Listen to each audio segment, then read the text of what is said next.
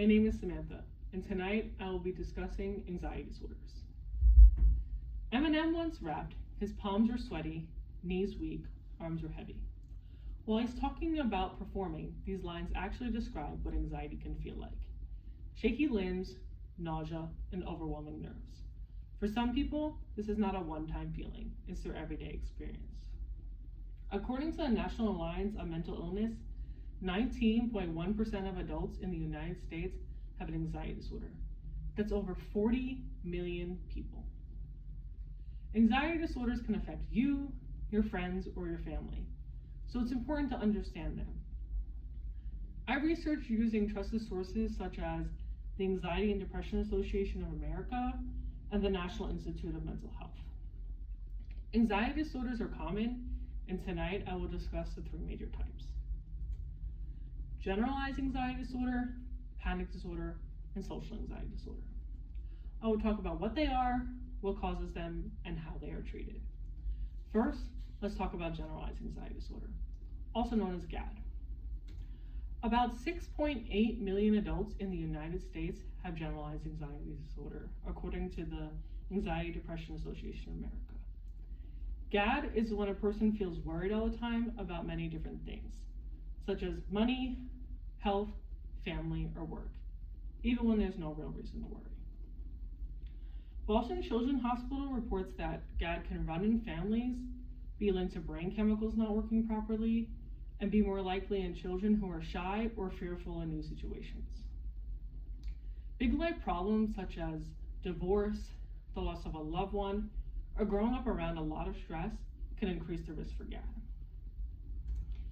According to Medline Plus, treatment for GAD starts with psychotherapy and medications like antidepressants, along with healthier habits such as eating better and getting enough sleep.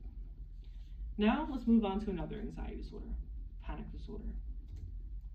The Anxiety and Depression Association of America reports about 6 million adults in the United States have panic disorders. According to the National Institute of Mental Health, panic disorder is when a person has sudden and frequent panic attacks.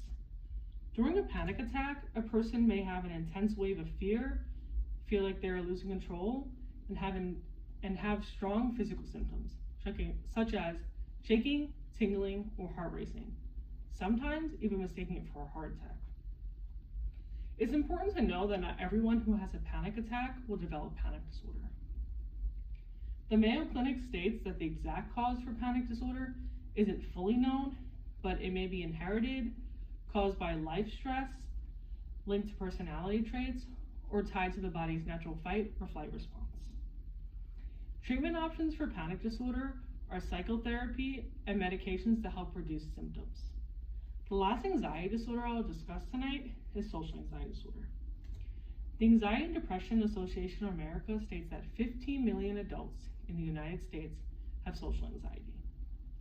According to my Essentials of Abnormal Psychology textbook, social anxiety is when a person becomes extremely nervous about being judged in a social setting.